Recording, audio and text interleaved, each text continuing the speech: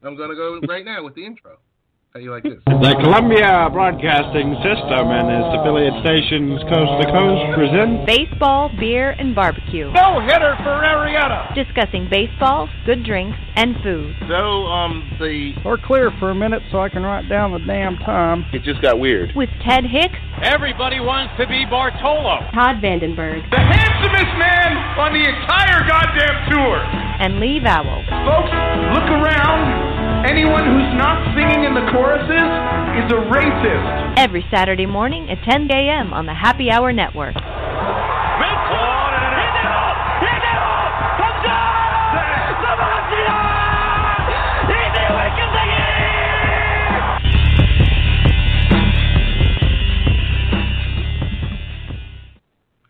And welcome to Baseball, Beer, and Barbecue with Ted, Todd, and... Wait. Excuse me. Yeah, I should say Ted. Ted, Todd, and not Lee this week. Like us on Facebook, follow us on Twitter, Baseball, Beer, and Barbecue. We will talk at the bottom of the hour to Jed Meshew of MMAfighting.com. You can also, well, Ted, where else can we be heard? Insert pregnant pause. You can hear us on NGSC Sports, I-95 Sports Network, Back Sports Page. Hey, Randy, how you doing? RF Sports, XRP Radio. Tiz Shearer, what's going on, buddy? iHeartRadio, iTunes, Arena Sports Network, Mr. Brian Snow. And also, you can hear us, but I won't tell you who else you can hear us on, because Todd will take over at this point. At this point, I will take over. Do not adjust your set. But do you know who can adjust your set? Assuming your set is a PC or a laptop or any intelligent device other than robots. I don't think we do robots yet. At Computer Repair NC, at CJ Computers NC, 919-653-8496. PC Repair. They do more than fix electronic devices. I don't know what else they do other than fix electronic devices, but I bet one thing they probably do. They probably just guzzle this stuff. Cappy's Original Wicked Hot Sauce. Look for it on eBay, only $4 plus shipping. And I have it. And it is wicked, it is hot, and it is sauce. I believe Cappy makes it, and as far as I know, it's original. It's excellent, seriously. It's habanero-based, which means it's delightfully tangy and will burn the hell out of your mouth if you drink it straight. So don't drink it straight, but it's excellent. Cappy's Original Wicked Hot Sauce and CJ Computer Repair. My only response to you, Todd, in this non-Lee episode is, says who?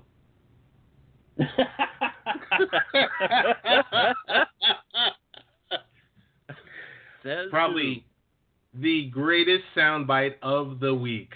Says who? Says who?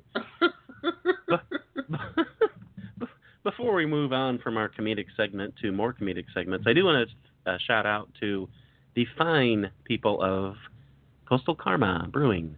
Charlie Chase, Dave Cahill invited me down to help them, to be their indentured servant at the PGA Craft Beer Fest last weekend, and it was excellent.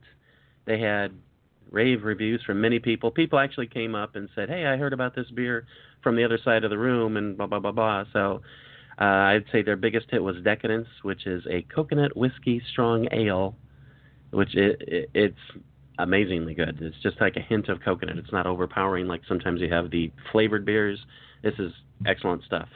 Good Karma, which is a breakfast stout, which is, as breakfast stout should be, has basically a coffee flavor, but has a nice note of roasted pecans. Roasted pecans, sir, not just pecans. Chocolate Starfish, which is, my favorite stout up until I tried their Chocolate Starfish was Samuel Smith's Organic Chocolate Stout, which is what I'm drinking right now. But Chocolate Starfish is actually better. Typhoon Wheat, IP, they just have, it goes on and on. Coastal Kolsch, excellent brews. They won't be around again until I believe November is the next craft beer fest down here. And hopefully they will be open at the turn of the new year, probably in Stewart, possibly Palm Beach Gardens. But Coastal Karma Brewing is magnificent. No BS. They're excellent stuff. Ted, what are you drinking? Coastal Caramel Brewing. Right now, I'm drinking a cup of tea, sweetened. Tea. Dealing with a summer cold, but Coastal Karma Brewing want to give you a round of applause because Todd gives you the thumbs up.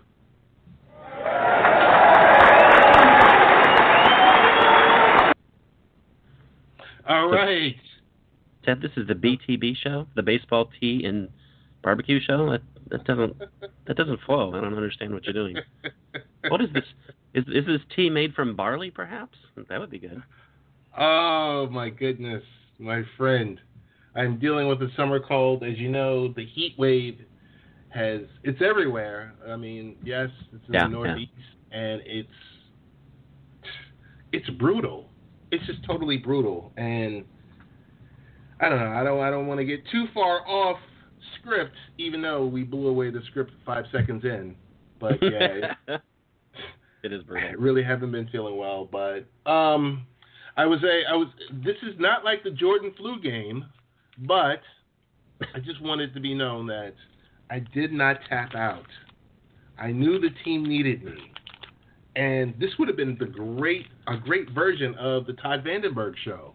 Because if I would have tapped out, Lee is somewhere in the south of France somewhere. Yes, he is. It would have just been totally the Todd Vandenberg show. That would have been worst show ever. Phenomenal. Worst show ever. Oh, although my goodness. I'd just sit here and talk for an hour and a half about, I don't know what I would talk about. Probably about my summer cold, too. You would talk about the world. You would talk about and just go on a rant. You would sound like, what's his name? I don't want to blow him up, but he has a show on Blog Talk, and he just rants. And you're sitting there saying, no one is listening to you. Donald Trump. I'll leave it there. Say it again? I didn't know Donald Trump had a show on Blog Talk. That's amazing. Oh, my goodness. He's everywhere. He's everywhere. Can we talk about the Olympics? As much as everyone was talking about, this Olympics, everyone's tapping out, no one's showing up. Talent-wise, this has been, this was pretty darn good. Your question number one for you, Mr. Vandenberg. Who is the GOAT? Usain Bolt or Michael Phelps? Ooh, it depends on how you define, and depends on what you're looking for, I guess.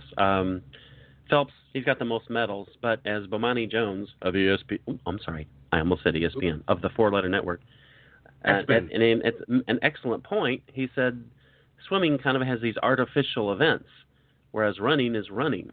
I mean, Usain Bolt can't run a 100-meter dash, skipping and hopping.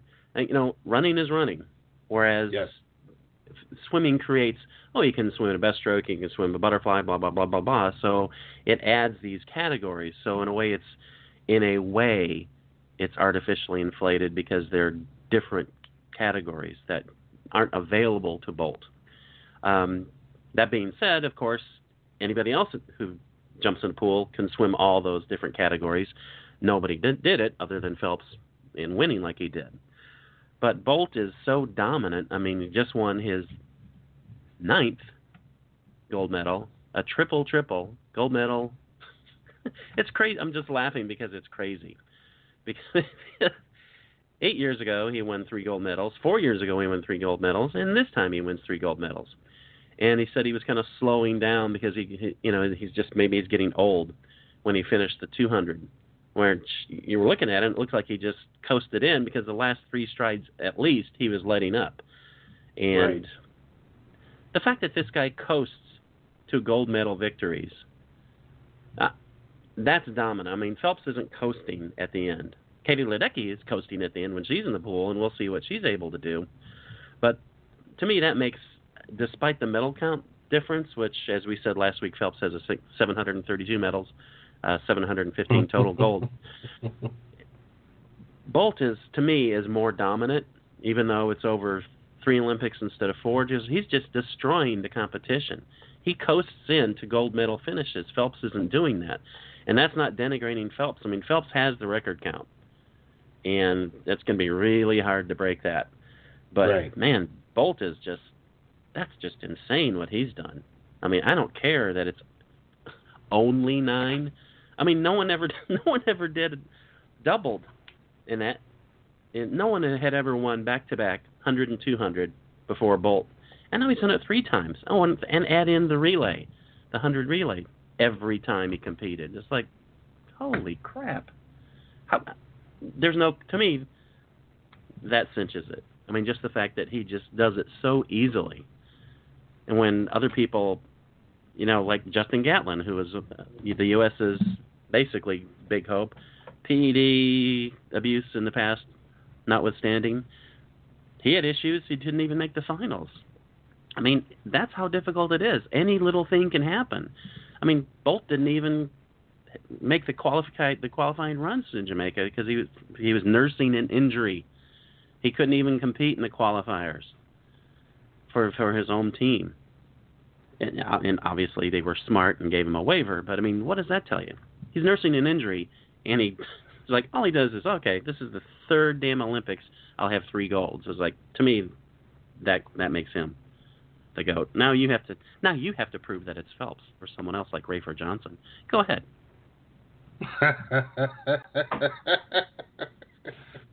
It's pretty hard.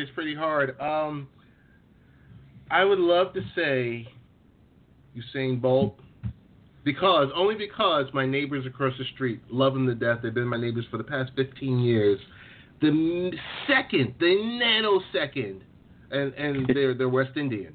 The nanosecond I stepped out the door this morning, they were like, Ted, did you see that last time? I'm like, oh my God. Like, yes, I did. He's great. He's wonderful. He's greatest of all time. I don't know. I mean,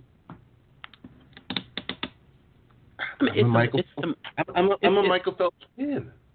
I am a Michael Phelps fan. And I am too. I mean, it's amazing what he's done. I'm not to say Bolt is not. I mean, Bolt is. Okay, and this is where we get things kind of skewed. And I'm going to say something, and people are not going to agree with it, and you're going to be upset with me. But I'm so upset. It's not going to be that crazy. You seen Bolt? I kind of consider him like. You see how like LeBron James is in the NBA, like. There's LeBron James, and then there's, like, everyone else. And even though 2-time, MVP Steph Curry, but when you put him head-to-head, he's ahead of everyone else. And I kind of say that's the deal with Bolt. So, yes, you expect him to win. You kind of, you know what? Let me pull out LeBron James. And insert Michael Jordan. And you remember. You remember. That's a better analogy. Where Michael B. Jordan, the actor? Yeah. He's expected to win. And he's expected to obliterate, the competition. And that's the sad thing about it, because if there was ever a time, there's the time he doesn't, and that's when the naysayers come out. And I don't know. Right. I mean, it's just Phelps with overall dominance. It's hard to even have this conversation, because I'm gonna say, greatest of all time, greatest Olympians, yeah, they're all in the conversation. Oh yeah, they're all in the conversation, but it's just Bolt. Everyone. I mean, not to say people don't turn the TV on, but Bolt comes on, or you're getting text messages. Bolt's about to race, 200-meter race. Got to turn it on. That, and that the window. He both of them say the window's closing on them, but Bolt said that last time. But yeah, exactly. Bolt's coach says something different. Right. So we'll see. We'll see what happens. We'll see. But as we segue from that, want to really talk about Ashton Eden wins the 2nd straight gold medal in the decathlon, and nobody notices, nobody talks about it. What the heck is going on, Todd? Did you see listings for the decathlon? It's no. like promos all over the place. Phelps races again. Bolt, as they should have promoted those, obviously. I didn't see any promos for Ashton Eaton, the defending gold medalist, by the way. Yes. It's not like this guy came out of nowhere.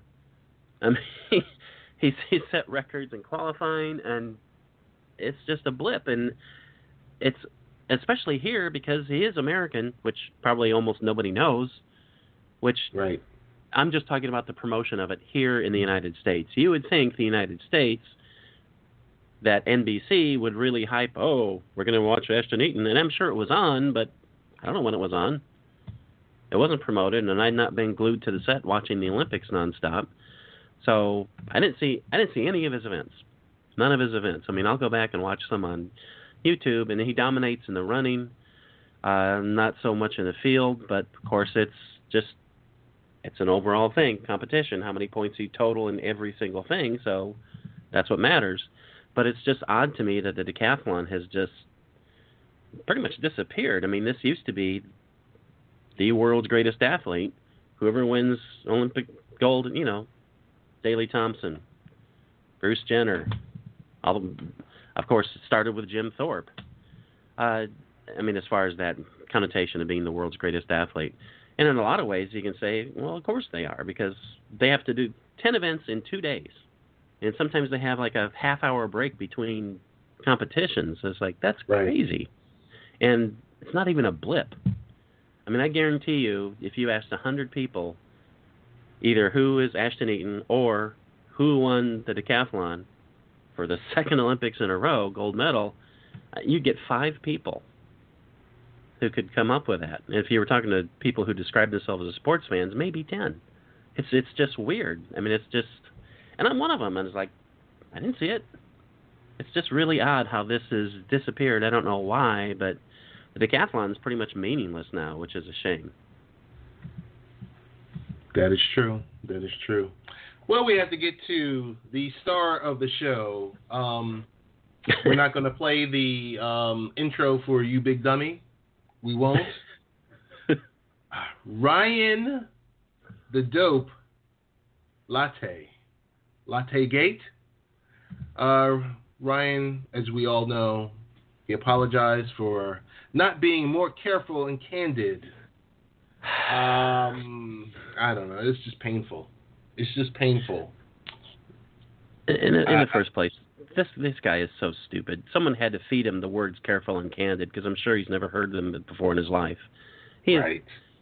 As I wrote in a post, he is a 10-watt bulb permanently set on dim. I mean, this is the dumbest frickin' person on the planet, I swear. Why? They claim that they were robbed, and they didn't tell the Olympic officials because they thought they would be in trouble. Like, what? God. You're going to be in trouble because you were a victim of a robbery? Yeah, that makes sense. Oh, well, maybe, actually, it's because you were screwing around at 6 o'clock in the morning after you're out drinking all night.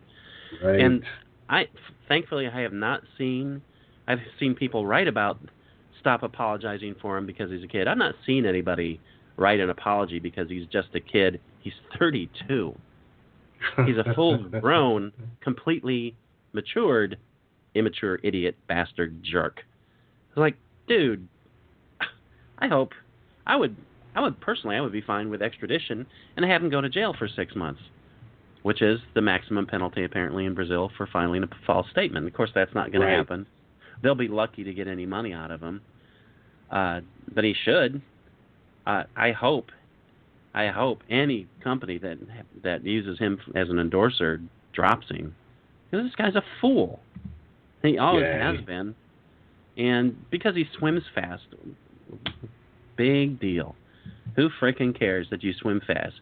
You don't swim as fast as Michael Phelps, dope. It's like, what a colossal jerk. Now go ahead and defend him. It's your job. I can't defend him. I will say this. I said this in a chat room. Amongst some of my friends that I work with. I said, if the situation with Latte was USA Basketball, could you imagine the narrative? Oh, my God. The spoiled millionaires / on their way to billionaires were doing, and I don't know. It's And menacing. throw in the race component. If it had been the Oh. NBA players, how would that have been portrayed?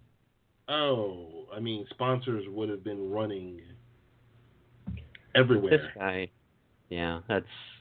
You know, here you go. I mean, he's got a handful of sponsors. He's making money. Yep.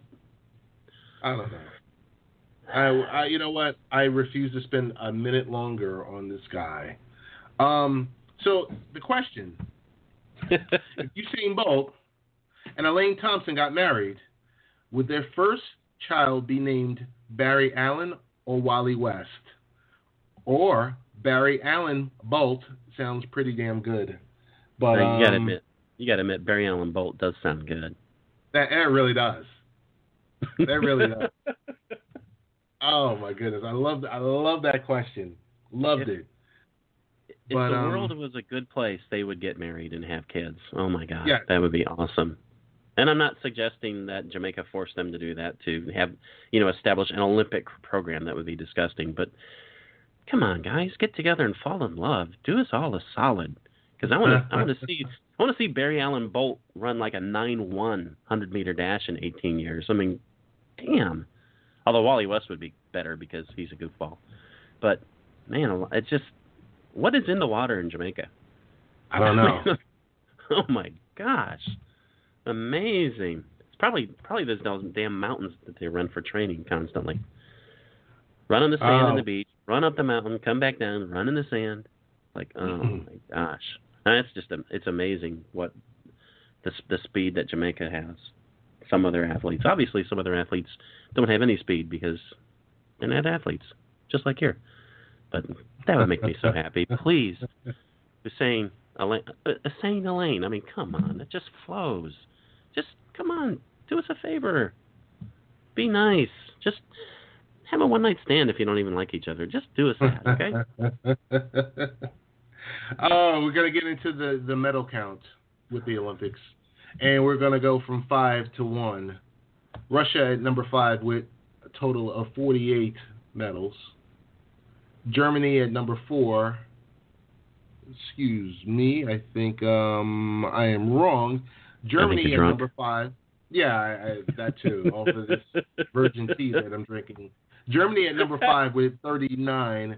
Russia has 48 total. Then we have Great Britain at 61, China at 66, and of course the U.S. with 105. And, what you really care about the most, the United States with 38 gold, Britain with 25, China with 23, Germany with 16, and Russia with 13 gold medals. That's what matters most to everyone. That's, they don't care about the overall count because, you could be overachieving with, silver and bronze, but it's about the gold. I guess we get to the point, it's 24 minutes past the hour. Our guest is coming at the top of the hour, correct? No, I guess it's coming at the bottom of the hour. So at 5 minutes. Oh, okay. Great. Yeah. So do we... No, we don't have time for politics. We don't have time for politics now. Not in 5 minutes. Well... no. How about a teaser? How about Trump on his third campaign chair in 2 months? This is the guy who says, I may not know everything, but I'll hire the best people. So you're going to trust him. Right. Crash and burn. No kidding. You're going to trust him to hire the best people to help run the country. And clearly he can't identify the best people.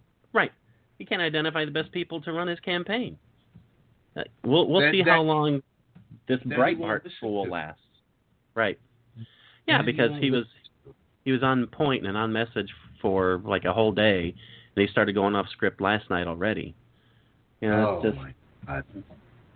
Talking to an almost completely white audience about how he's going to get the black. That will save for you after we talk with Jed. But, oh my goodness. Oh my God. Oh, dude's unbelievable. I don't know if it was last night or when he was in Milwaukee, and you're talking to a 93% white audience about the African American. Yep. Oh my God! You want to talk about? I'm sure the people there were uncomfortable. They're like, we're already part of your base.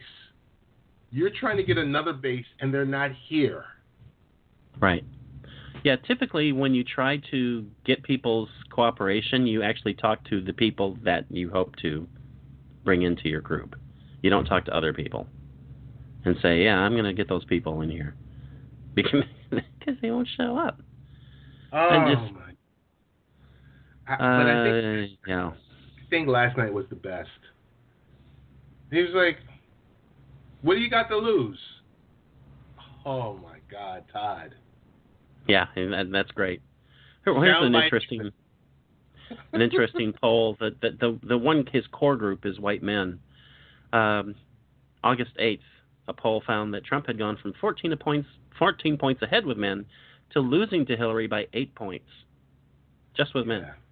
Yeah. He's 10 points worse than Romney in Florida at this point. God. So he's losing his base, which he should because he's a complete moron, and then he tries to reach out to people who have every reason in the world to gut hate him because he doesn't care about them. Reaching out to African Americans when the Department of Justice had to sue his company twice for housing violations. Housing? I mean, come on. Like, no, we don't need blacks here. And paid multi-million-dollar settlements over it, and then didn't pay it, which is why the Department of Justice had to sue him again. Yeah, he's such a good person. Would you say the gift that keeps on giving, or it's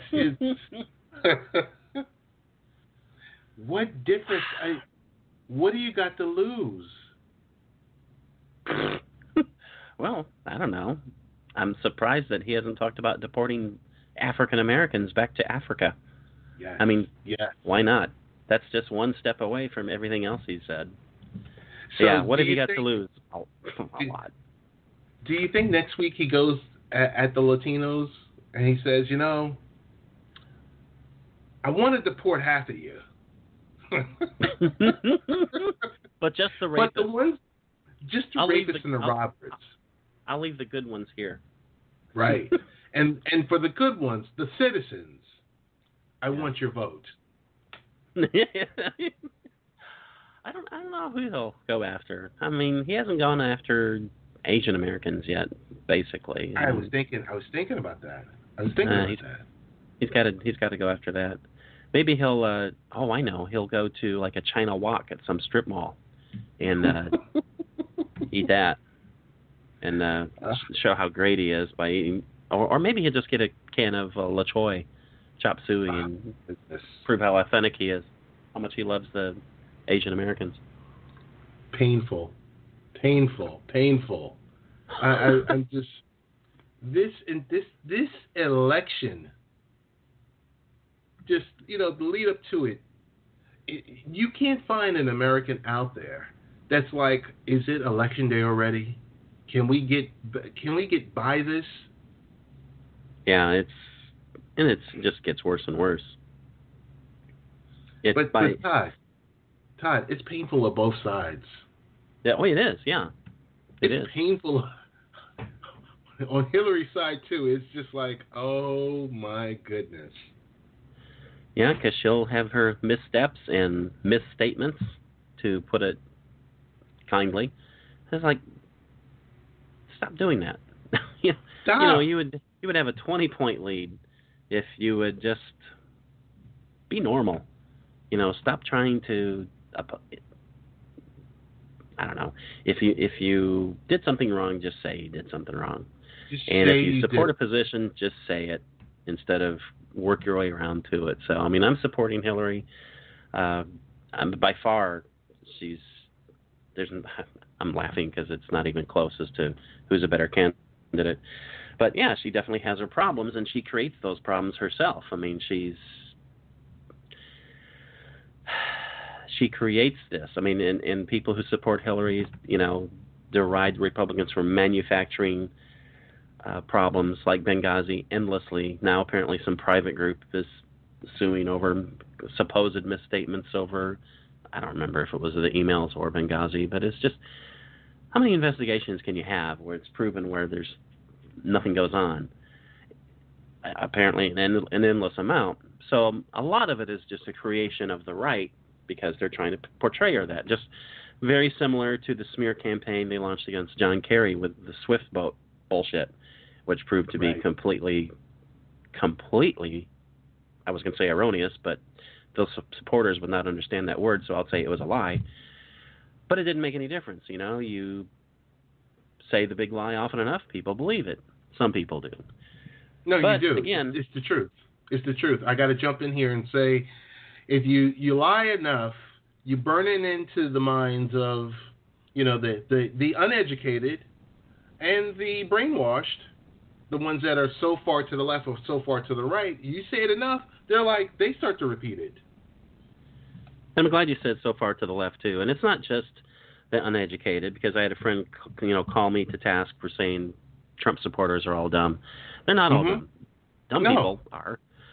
And it's because he's smart as far as politically, because he taps into the unrest, he taps into the dissatisfaction with the establishment, and works on that. Of course, the problem is people, for whatever reason, thinking a guy who's a multi-billionaire is not part of the establishment. He's not part of the political establishment, but he's embedded deeply in that game. Just because he's never held so much as an elected city council position doesn't mean he's not part of the game.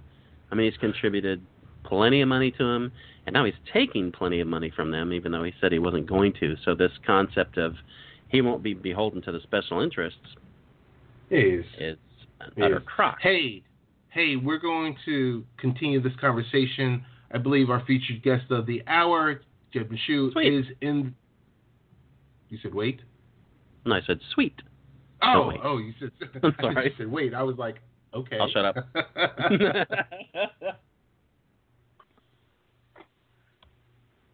Our featured guest of the hour, Mr. Jed Meshew of MMAfighting.com. Jed, thanks for being on the show with us today to talk UFC 202. How are you doing? I'm good.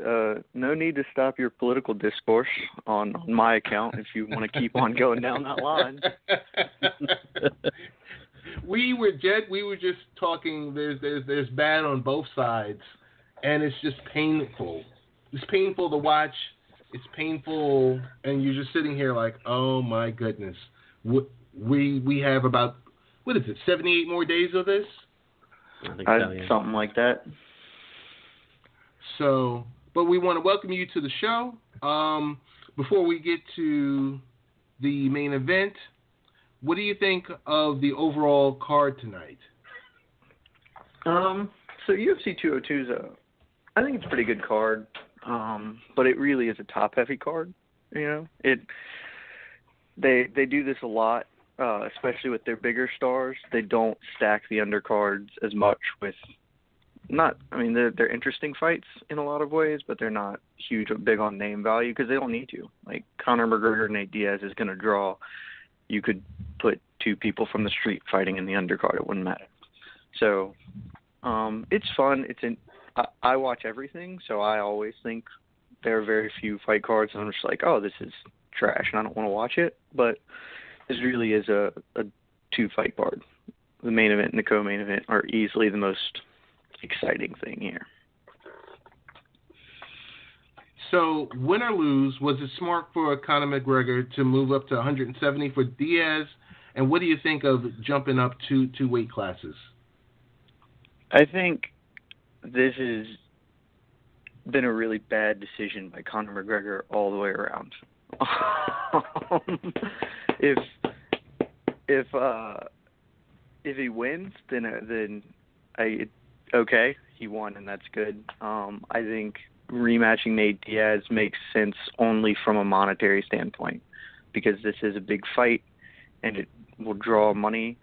But I think that this was a back pocket fight, they could have done this rematch at any point down in the future now, so they didn't need to run it immediately, and Conor could have built himself a little more of a cushion by going back to 145 and fighting Frankie Edgar or doing any number of other things. I think he's going to get his ass beat tomorrow. And I say that believing that Conor McGregor is a phenomenal fighter and one of the best fighters in the sport, but styles make fights. And, you know, in the community, there's been a lot of talk and hemming and hawing, and, oh, is he going to win? Or, you know, and sometimes we overthink things, and it's really simple. And the reality is Nate Diaz came in on 10 days' notice when he was drinking in Cabo and beat him in 2 rounds. Now he has a full fight camp. And it's just that simple sometimes. And I think that for all of the ways everybody is trying to couch it, or, you know, Conor has a chance to win. He's a great fighter, and Nate Diaz has stylistic deficiencies. But for all the people that are picking Conor McGregor and thinking something's going to be different, I think this is going to be one of those times where we all think, oh, well, this was dumb. We couldn't see the forest for the trees. And I just think Conor doing this doesn't make – it reeks of an ego thing to me, which isn't the best for your brand, however if you want to go with that. Because then now he's going to have – I mean, assuming he does lose, which I think is by far the most likely scenario, then he's got 2 losses in a row, and it doesn't really hurt his brand. He's still the featherweight champion. He still can, you know, go fight Jose Aldo and probably win that fight. And, you know, his star power won't really lack, but he's just got 2 losses to a middling lightweight, which isn't good. And the doing it at 170 pounds is really, really dumb. I don't understand that at all. It's a weird thing, but it's interesting and it's compelling, and people are going to buy it and show up. So that's good. Yeah, I think it's. I'm glad. But why this is Todd? I'm glad that you mentioned the fact that moving up just didn't make sense. As I've had a discussion off and on with someone who keeps on calling up. Oh, what about the Gracie family? And it's like, you're talking about fights that happened 15, 20 years ago before MMA evolved. I mean, it's not the same thing at all. I mean, you don't move up 2 weight classes and win against a world class. Diaz is not at his weight class, which is really 155. Of course, he's not McGregor's equal within his class, but he's a world class fighter. I mean, yeah, McGregor could beat up some guy who's 170, some guy, but not a world class fighter. I mean, he can do it, but it's not likely, like you said. So you pretty much touched on it, but what do you think Diaz is going to do to win again? Basically the same, or do you see any wrinkles coming out of his fight plan? Well, before I touch on this, I do just want to dial back onto the 170 thing. I think it is stupid to have this fight at 170 because it makes no sense. I think Nate Diaz is a bigger man than Conor McGregor, and you can't argue that point. But he's not going to be substantially larger. I mean, depending on your definition of substantial, I suppose. Nate Diaz is a 155er. He's competed at 170 before, and he looked awful. Nate Diaz is a 155er. Realistically, Conor McGregor at this point might be a 155er. There's been a lot of speculation that he physically can't make 145 pounds. He's enormous for the weight division and always had arguably the biggest cut in the division. And now he seems to have put on a little more muscle because he was going up. So I don't know if that's all speculation, but doing it 170 seems really stupid because they're both ostensibly 155ers, so just do it there. And I really think that doing it at 170 thing is a face-saving maneuver. It's a backdoor for, oh, well, you know, because that's what happened. Now I went up 2 weight classes. You kind of went up 2 weight classes. You really went up 1 weight class, but you kind of went up 2 weight classes. So that's sort of what I think about that. But on your question, I think Nate Diaz doesn't have to do anything different, and and realistically, Nate Diaz doesn't ever do things differently. Nate Diaz has a style. He's improved his style, and I don't think he gets enough credit for that because people are, especially after the Conor fight, a lot of people were quick to blame Conor much and not give Nate as much credit for his successes and his improvements. And he has sharpened and honed his style, but he is fundamentally the same fighter he's been for most of his career. He doesn't have to do anything different, and that's. I have an article coming up later today on MMA fighting. I think it drops at 11. So yeah, there's a plug. Check that out, MMAfighting.com. We will. And it kind of goes into this. Nate doesn't have to do anything different. He came in on 10 days' notice, and he just fought like who he is, and he won convincingly in under 10 minutes. Conor has to do a lot differently. And not only do a lot differently, he has to fundamentally change who he is. Like Conor's style, he after the fight, he said a lot of things like, "Oh, I got tired, and I was inefficient with my energy." That was the buzz line, and that he just needs to kind of adjust some things. And people are saying, "Well, Conor's not going to get tired this time." And to me, I'm just like, "What are you talking about? He had a full training camp. He had a full fight camp to have his cardio in place. Like he won the first round, and then he lost because his style is one where he throws a ton of volume and he pressures and he throws a lot of power shots, and people wilt under that power. It's what he does. Or he's hitting them so hard that they suffer more cardio damage than he does, because getting your ass beat hurts.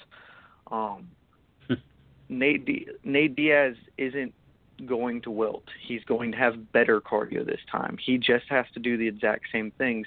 Conor needs to not – for Conor to win, he's got to be a much more disciplined fighter. He has to stay on the outside. He has to work leg kicks. He has to do a lot of things that he can do. He totally has the ability and the skills to beat Nate Diaz. But it is very hard to fight against your natural instincts, and to do it for 5 full rounds, and to do it against a guy who's probably in his head. I think it's an arguable thing, but I think Nate clearly has him rattled. And it's really hard to do it against the Diaz brothers. Their entire game is built around mocking you in the cage and making you, lose your shit. When Nick Diaz fought Carlos Condit, he did so much to him, and Carlos Condit is the blueprint for Conor McGregor. Right. Carlos Condit's style is one of coming forward, putting pressure, volume, making people wilt and crack under the pressure. But against Nick Diaz, he realized correctly that anyone who has fought that type of fight, aka a Diaz style, against the Diaz brothers loses. Like that, you can't beat them doing that. You just cannot do it. They are the best at it. So you have to fundamentally change who you are in there for that one fight, and that's what Carlos Condit did. He stuck on the outside, worked a heavy diet of leg kicks. He didn't get drawn into a brawling exchange with the Diaz brothers or lose his game plan. Conor has to do that. I think it's really difficult for anyone to do that, and I just don't see how it happens. Nate just has to be who he is. And if Conor makes the adjustments, Nate doesn't have the adjustments to make back, so Conor can win. But I just don't know that happens. So you've brilliantly covered my second question, which was how can McGregor win? The follow-up, though, is if he does win, okay, whatever the odds are, if he does win, do you think there's going to be a third fight, and should it be at 155? I do think there will be a third fight. I don't think they'll run it back immediately. But it's possible. I think it should definitely be at 155. Not doing it at 155 the first time made sense because it was 10 days notice. Nate would have had to make a cut. But, that's fine. There's a kernel of sense in doing it at 170 this time because Conor is trying to get back the win, and so he wants everything to be the same. But it should be at 155 this time, and frankly, a third endeavor. I think a third fight would be at 155 because if Conor has won at 170, now they're 1-1 apiece at 170. Well, let's fight at the real weight we should do. I think if he wins, there's no way a third fight doesn't happen. Whether it happens next I think it doesn't, but maybe. If Conor wins controversially or something, then like he wins a decision and it's a crap decision, then they probably do run it back at the end of this year, which would be interesting. But I think if Conor wins and if Conor can win convincingly, and that's the thing that I think is least likely. He keeps saying he's going to knock him out in 2, and just straight up, if he knocks him out in 2, I will be stunned. If he finishes Nate Diaz, genuinely finishes him, and not gets a stoppage on cuts, I will be flabbergasted. I think Conor, and that's the other thing about doing this fight back. Conor can win, but Conor's by far most likely way to win is a decision. And so when you got tapped in 2 rounds, winning a decision is super not as impressive. So that's my man. And the whole thing about redoing it, and I don't think they redo a 3rd immediately, because that's a back pocket fight. They can put it whenever they have a big fight card. I think if he wins, my best guess is that he fights Eddie Alvarez for the lightweight title in Madison Square Garden at the New York show. That is my best guess, because it's a fight Eddie Alvarez wants. It's the fight they were trying to make before Nate Diaz kind of kicked over the apple cart when Dos Anjos, the lightweight champion, got hurt. So I think they probably just make that and try and re-put Conor back in there. I think Conor probably leaves 145, because I just don't know if he can make the division anymore, and he doesn't care about it. And kind of with good reason that he doesn't care about it. I think the Jose Aldo fight is a big fight there. The rematch is big because Aldo got an interim belt, and I think it's still a compelling fight. But he also did, sleep Aldo in 13 seconds, so it's hard. I just don't think he cares too much about it, and his entire career has been dictated by wanting the next big thing and the next big challenge and the next thing, and it's an awesome thing for fans to watch. And so I think he takes the lightweight title fight against Eddie Alvarez. Then win or lose that fight, frankly, if that's what happens and he fights Eddie Alvarez, win or lose, I think UFC 209 is, I think, sometime in March, or maybe, I think sometime in March of next year, because I was just looking at this the other day, or that's roughly the timeline this will fall into, is March, and 209 being the area code of Stockton. Everyone just sort of assumes that UFC 209 is going to have the Diaz brothers on it in some capacity. And so it would be a kind of fun. Joe Silva, the matchmaker for the UFC, does a lot of interesting, quirky things that if you're a hardcore fan, you'd start noticing. The way he'll match up fighters are just inside jokes to him in a lot of ways. Because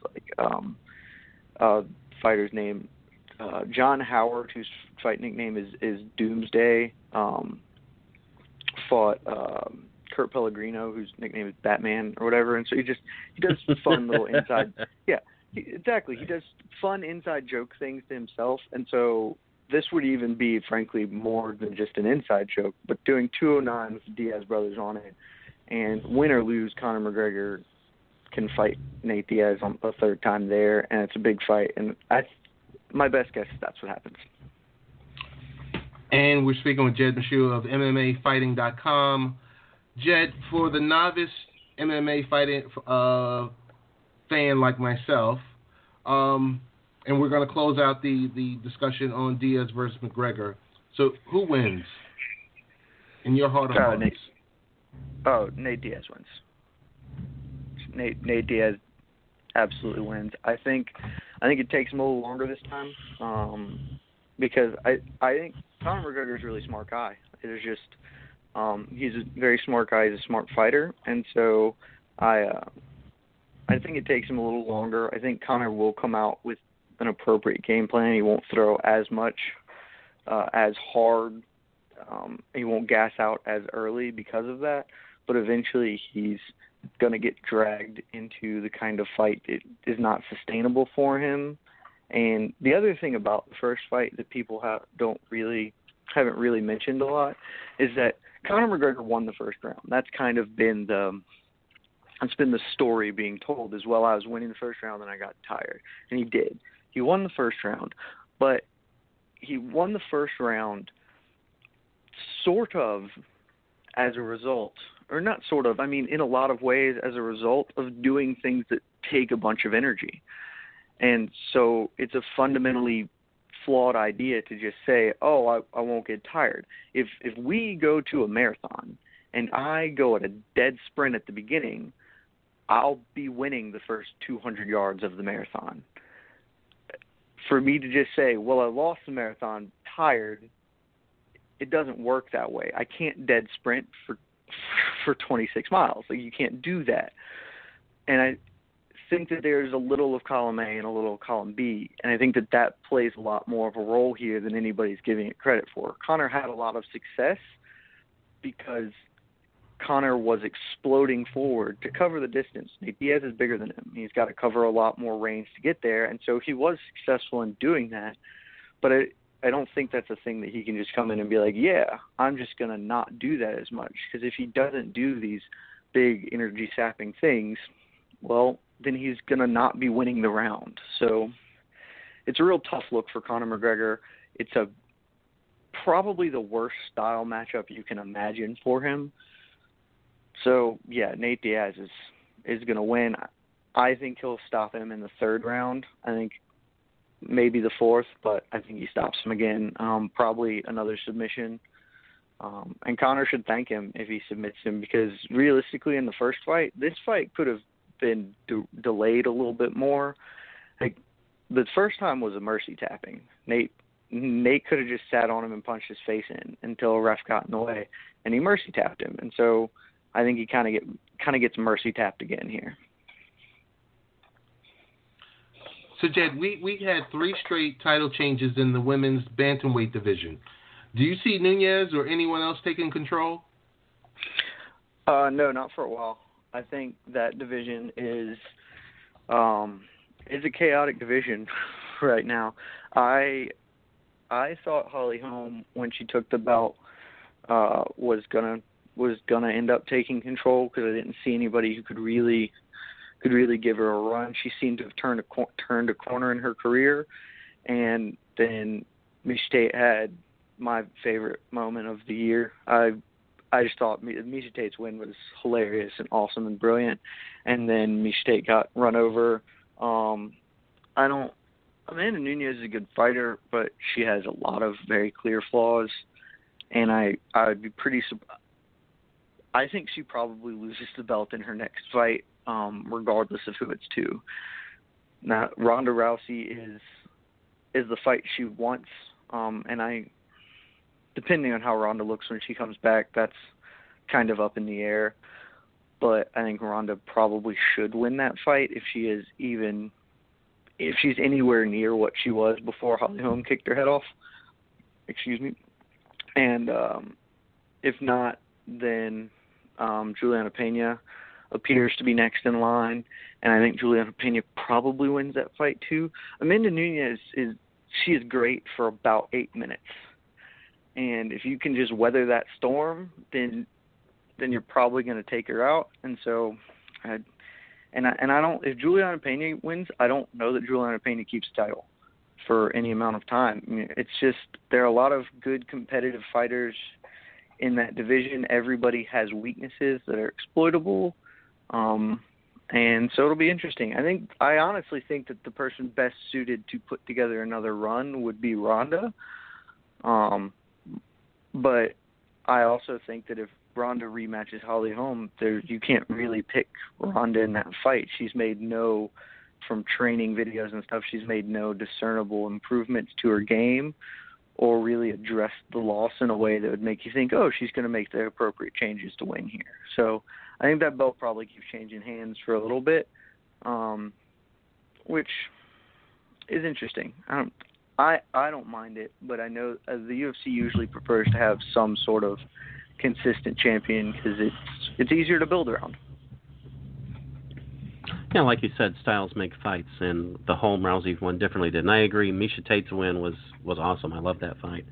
On to out of the octagon, PEDs in MMA. Do you think they're getting a good handle on it? And do you think John Jones should be allowed back in the UFC? So this is a super complicated issue, and a question that has a little deeper than that. That's why we're asking you, because you have the answers. We'll go on the first part. Are they getting a handle on it? That depends on your stance on PEDs. In my opinion, at least, I think USADA is pretty decent at doing what they do. They're not. Mm-hmm. They have some flaws. Starting with, frankly, their ban list is not always well thought out or reasoned or has any reason behind it almost at all. And so that has created some questions and some controversies.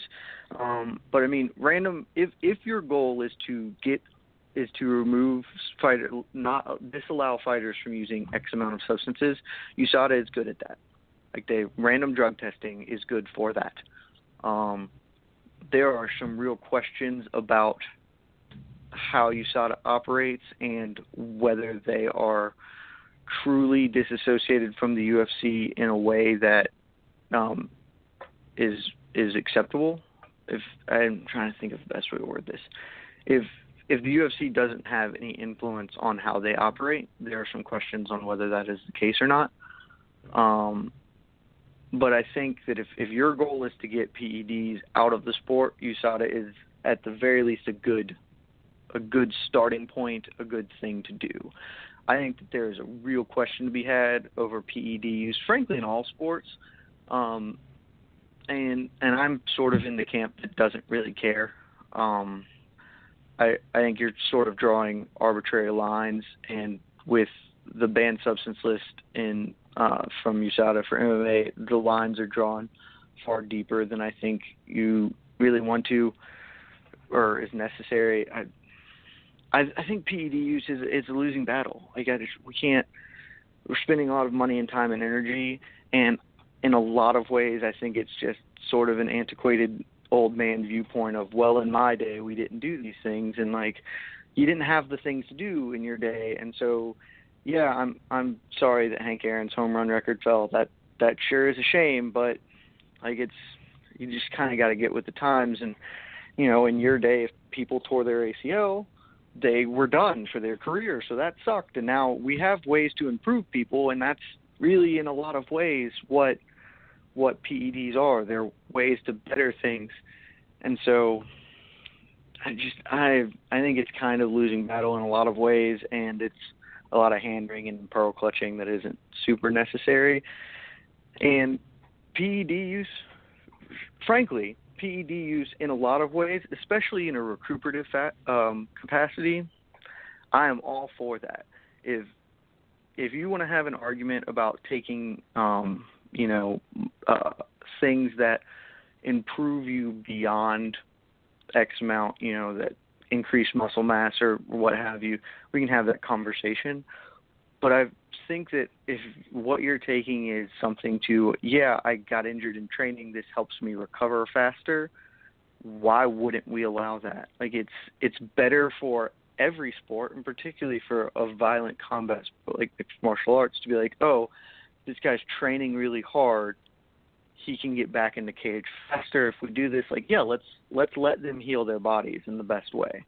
So I think that there needs to be a more nuanced conversation about PEDs, but I don't think we're likely to get it because it's very villagers and pitchforks when you start talking about that.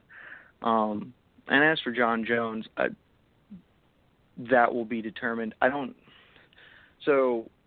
have no idea how closely you have followed this.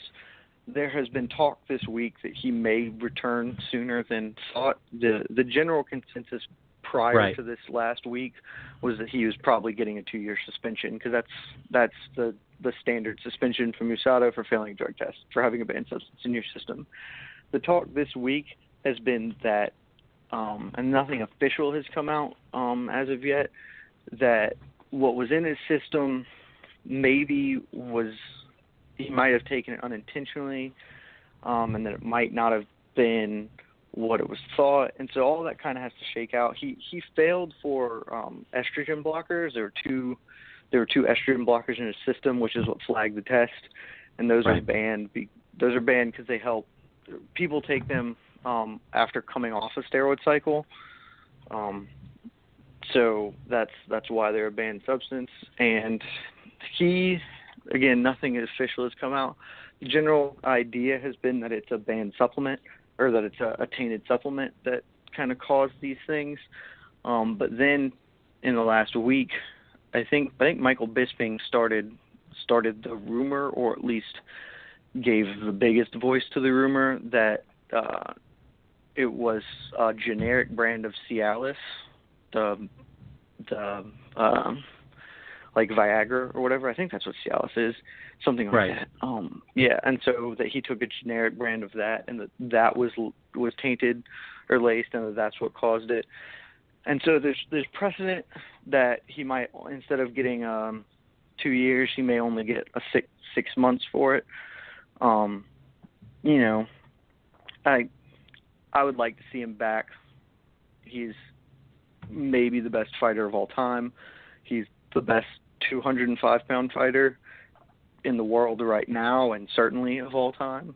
So, like I said, I don't particularly care too much about PED use in general, so I would super like to see him back.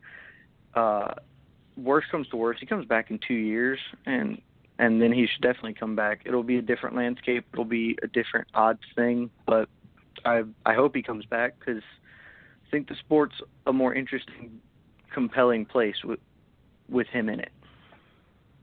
So Jed has established a few things. First, don't take knockoff drugs that you bought off the internet. That's bad. John Jones is an excellent fighter, even though he's an asshole. And Jed himself is a Philistine regarding PEDs and doesn't care if people cheat. So we like that. Well, John Jones shouldn't be your benchmark for not doing this. Anderson Silva, like whatever, when he got popped, he blamed it on a sex thing, a sex-tied sex juice or some garbage. Like, don't take the generic brand of anything. Like, it's, in medicine, what is John? John Jones is young. He doesn't need to take that stuff anyway. That's comical. Ted and I, we need to take that. We're good. He's you know, I'm far be it for me to cast aspersions on a man's private life. You do what you got to do, Johnny. That is not on me. But why is he taking a generic brand? He's not poor. Exactly. He can buy it. I think he can afford it. I believe firmly. I want to tell you guys this. I believe firmly that in taking generic things, when I go to Kroger, I buy generic Kroger peanut butter and stuff. I'm fine with all of that, but I do draw the line at most of my medicinal use, and maybe that's just me being stupid. I don't know, but I feel a lot more comfortable. If I am going to go, I would much rather have actual plan B than generic version, because it's just a more comfortable put that extra $10 down to feel good about it. And if John Jones had done that, maybe he wouldn't have popped for his test. Well, seriously, for a lot of drugs, there are no legitimate generic versions. And like Viagra, they constantly find some other ingredient so they can keep the money chain rolling in, and Cialis is more recent than that. So there isn't a legitimate generic version, so I think that's his issue. But on to another topic, and this is our last actual question for you before we thank you for being amazing, because, man, we have found our new MMA correspondent for sure. Do you think the UFC fighters should unionize, and how likely is it going to be that they will be able to form a union? The answer to that first question is a laughable yes. The fact that they haven't done so is really ridiculous. And yeah, they're going to. I believe that this time they finally will. This very recently, the last couple of weeks, there's been a push to unionize, or to get a fighters association by a bunch of people who are good at this. There has been some sort of a fighters association current, like a group trying to push it forward for, I think it's been like 7 years now. It really never gained traction. But in the last month, there has been a push by a group of like lawyers and Hollywood bigwigs and people who know this space and know this sphere to do that. And this past week, They just yesterday or the day before, they put together a press conference in Las Vegas, trying to attract fighters and stuff to come see about what they're pitching, to get fighters to kind of unionize. I think definitely now is the time that they almost certainly will, and I think a lot of it has to do with the $4 billion sale price tag. I think fighters finally, right, because for years the UFC operated in a very cloak and dagger way, and they still do. You don't really know exactly how much people are getting paid, and they did that for very clear reasons. I think best estimates show that the revenue split is somewhere in 15% for the fighters. Right, that's what I've read too. Yeah, which is, I mean, most Major League sports have a 50-50 revenue split, and you can argue that, frankly, that's underpaying the athletes. So a 15% split is exceptionally low, and I think they kind of shined a light on it when they sold, and why would the Fertittas wouldn't care? They're selling, they're out of it.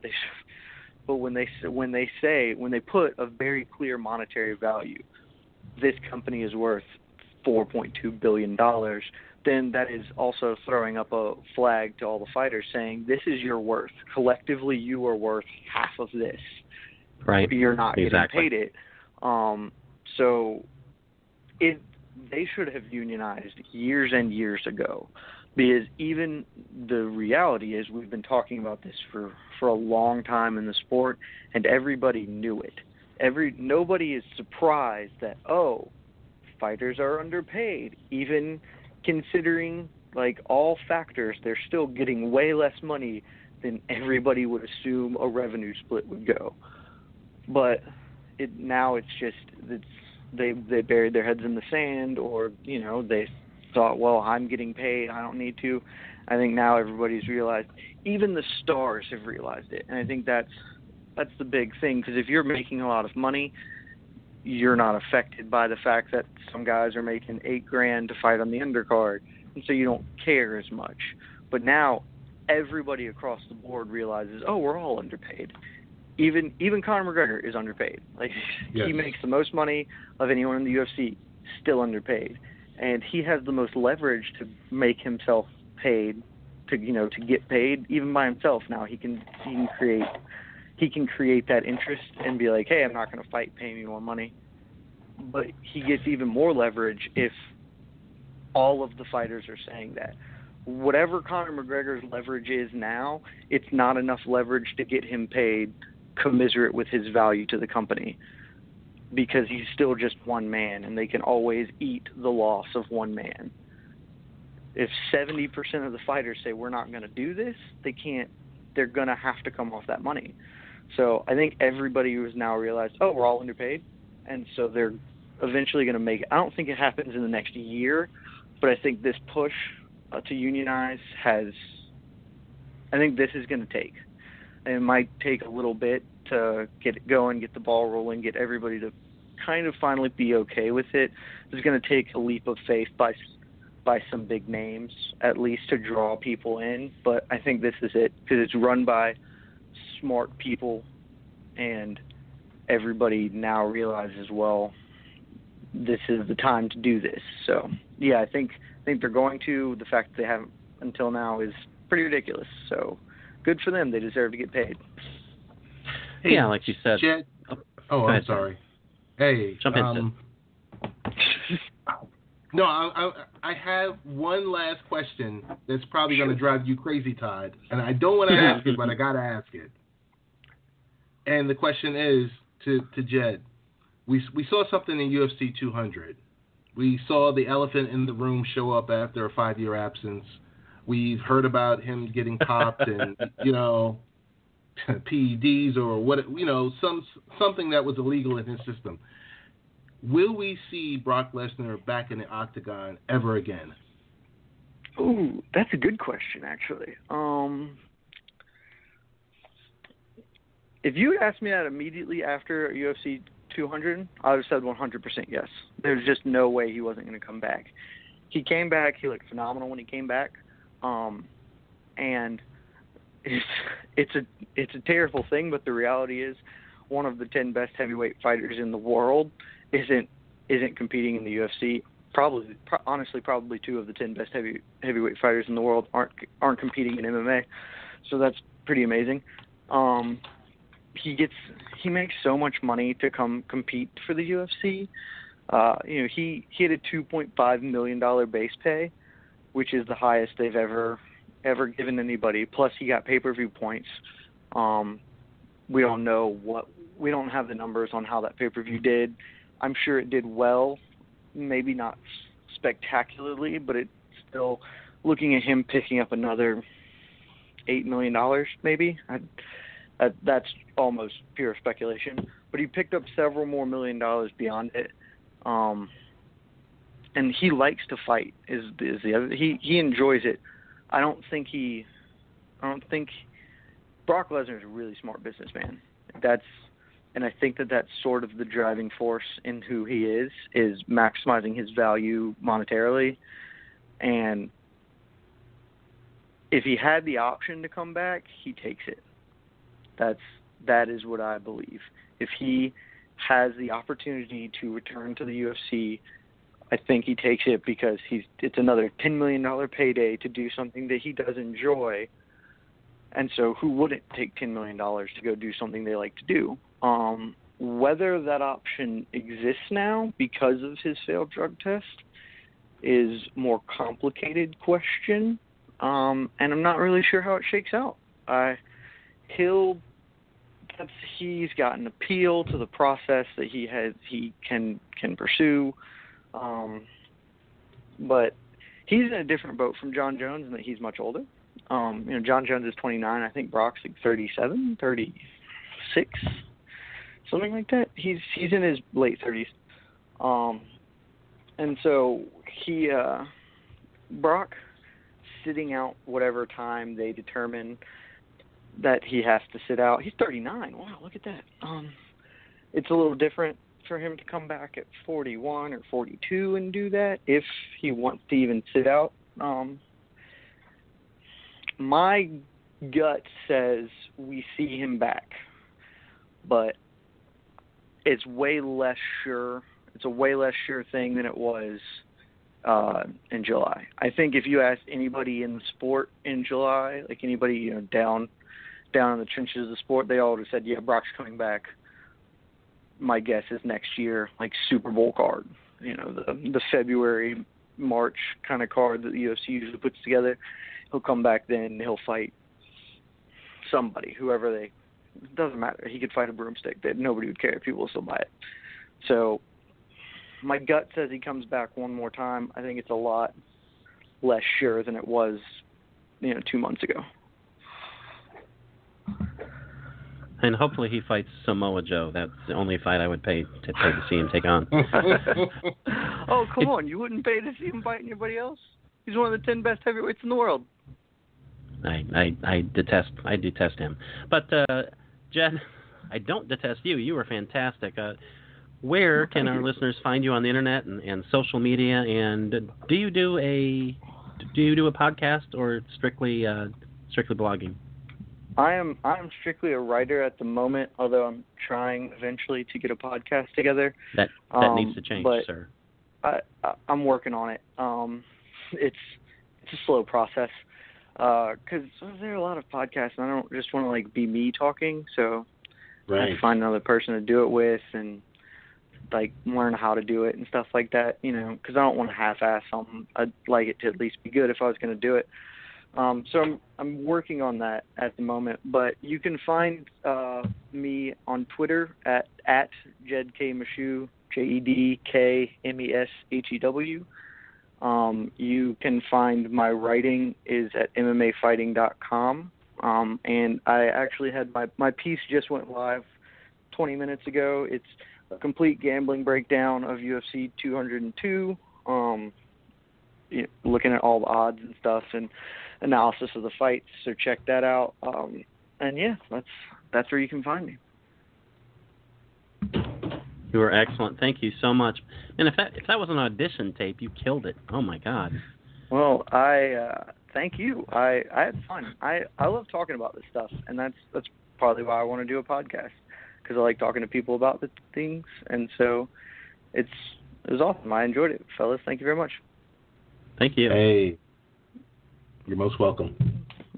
Have a good one. Let me know next time you guys want to talk about some UFC. I'll be happy to come talk. Got it. Got it. Take care, fellas. All right. That was excellent. Excellent. That was think awesome. So, that was awesome. Ted is busy breathing. He couldn't speak for a moment. That was awesome. Jed he exceeded what my expectations was, hey, someone's going to come on, talk a little something about, UFC, and that's that. It's more about the business behind the UFC and MMA, which was great also. He somehow landed a 13-second knockout and extended it over 5 rounds. I mean, that was beautiful. Yes. Man, that was amazing. And wow, after the show, go to MMAfighting.com and pull up the article UFC 202 Odds and Gambling Strategy Guide by Jed. It's like I just glanced at it and I don't have time to actually absorb it because we're actually doing a show. But man, alive, awesome. I'll just say, let's not bury the lead here. Nate Diaz should in no way be an underdog here. So I mean, that's how he starts off, and just tons of stats. I mean, beautiful. Holy cow! I'm not surprised, but wow. Can't wait to read it. Anyway, I can't read it because we still have the show to continue. Right. Shall we jump into baseball, sir, or what do you want to do? Yeah. I just want to say tonight is going to be a great night, number one, for, the average sports watcher, because I tell you, I'm going to be watching a little NXT to get warmed up, and then I'm going to go and watch UFC 202. So really, really excited about that. And I think you're right. We should go and talk a little baseball right now. I mean, this is called Baseball Beer and Barbecue, right? Baseball, tea, and barbecue, sir. Don't forget that. Tea and barbecue. So, which sounds awful. Sounds really terrible. I'm not ever going to do that. I don't know. Do we really have to talk about the Mets and the Marlins? That'd be like taking generic Cialis. Well, I will say this about the Mets and the Marlins. You got your slugger back, and ours is gone, most likely for the season. So it'll be interesting to see how that plays off, since you have Cespedes, and we lost Giancarlo. So, and they're both in trouble anyway. I mean, the Marlins not playing quite at the level they were earlier in the season, and the Mets have still been struggling. So, that would make me really happy if they both wound up in the wild card spot. But it's not going to happen. No, it's not going to happen. It's going to be pretty difficult because the Dodgers, and I'll mention the Dodgers for Lee's benefit, even though he doesn't deserve it since he's on vacation in the south of France, the dog. But yeah, the Dodgers have a 2-game lead for the wild card, and St. Louis is next. Pittsburgh, having traded away their closer, and finds himself in the wild card race, which is like that figure. So, yeah, I mean, it's going to be difficult because we would have to leapfrog, and I use the editorial we, both the Cardinals, who there's no way to leapfrog the Cardinals because they're going to be in there because apparently that's written into the charter of the National League that they'll be in the playoffs, and the Pirates. Every year. So it's going to be tough. Every year. It's crazy, isn't it? I mean, haven't done anything all season, and it's like, oh, who's in the wild card spot? It's like, son of a gun. And I'm losing my affinity for the Cardinals because they've rapidly running out of players. I first started really liking the Cardinals back in the go-go days when they had 1 slugger and 7 rabbits, which was the Whitey Herzog years. But man, that was a fun team to watch. But all they got left now is Holiday, basically. Not from that team. That would be weird because he'd be like 90 years old. But yeah, no, I don't care about the Cardinals that much. But geez. Yeah, that'll be tough. That will be tough. So I guess we're screwed. Another season in the tank. Another season. As I've said before, to everyone that would possibly listen, there was so much pressure on the Mets this year. There were so many injuries, but the expectations were so high. And because, I mean, ultimately, as great as a run it was last year, they overachieved last year. Right. They overachieved. Yeah. All those pitchers came through, which yes. was not expected to happen, and they all stayed healthy. And how often does that happen? So this year, unfortunately for the Mets, is the flip side. So you got, it's now you got a lineup with Cespedes and not really much else. Right. And so I mean, you think about it. How important was that guy? I can't say his name anymore. He used to play second base. That guy? I can't say his name. Oh, sure you can. Just give it a try. How important? Just give it a try, Ted. Oh my goodness, I can't do it. So you look at it, I mean they've got some big decisions this off season. But I mean, what do you do with the David Wright? Seriously, what do you do with someone like that? Hopefully he decides to retire. Hopefully he decides to retire. His money, what's the name? The insurance will cover his contract.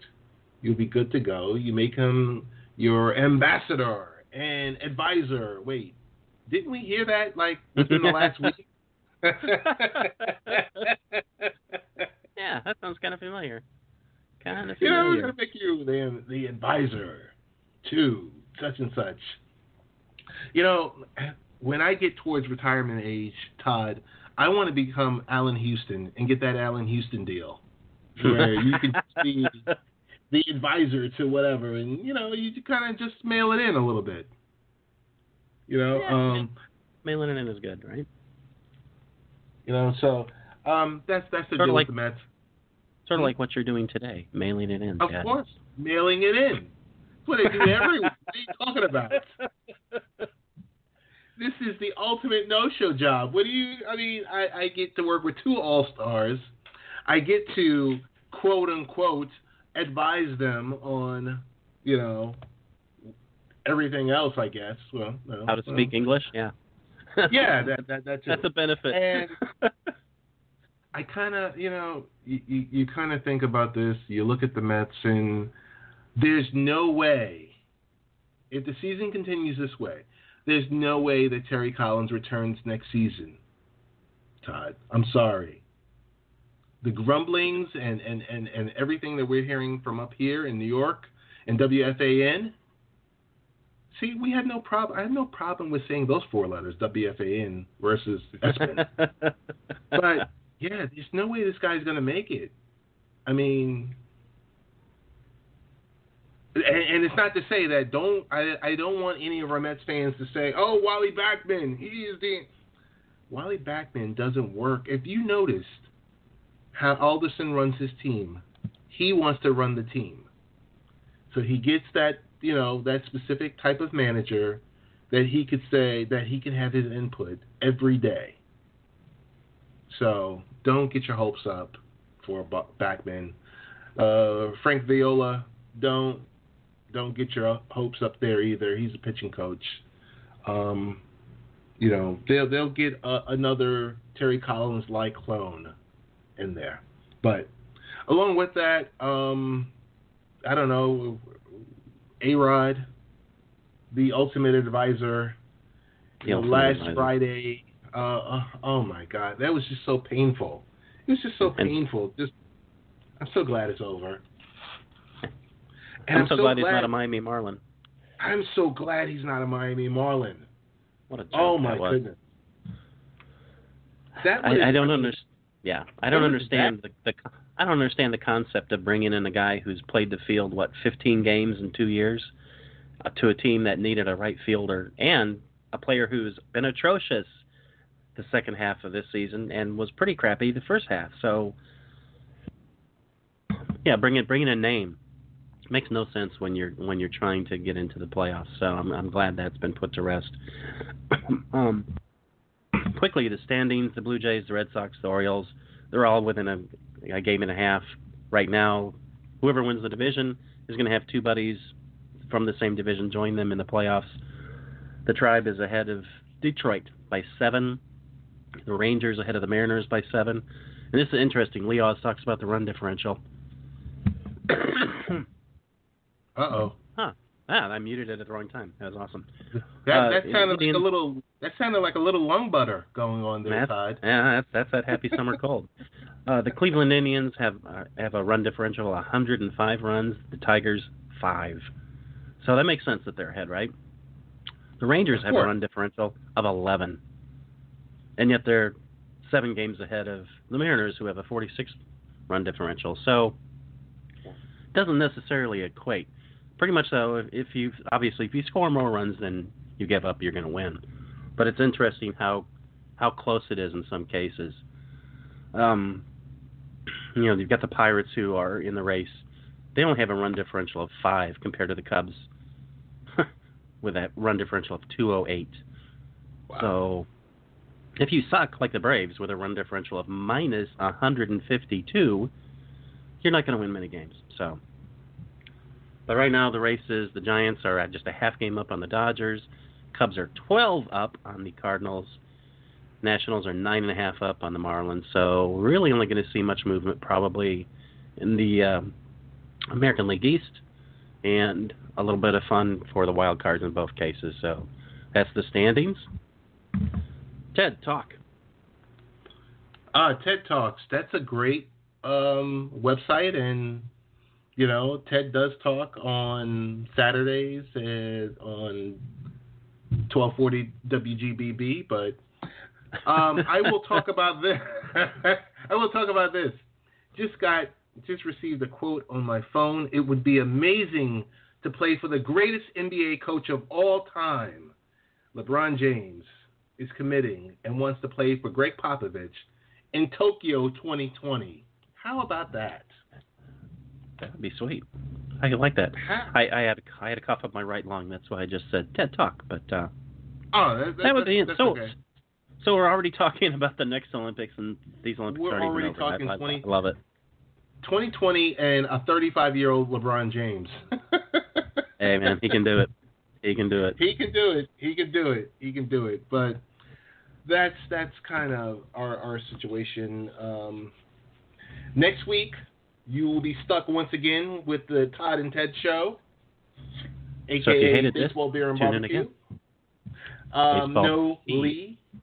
Baseball, tea, and barbecue. No Lee next week. I'm sure he'll be phoning in or something like that. Somehow he's always overarching. But I want to tell you, Jed Meshew, that was a great interview, and I can't wait to carve it up and send it to all of our millions and billions of internet providers that are out there that play us and allow us to listen,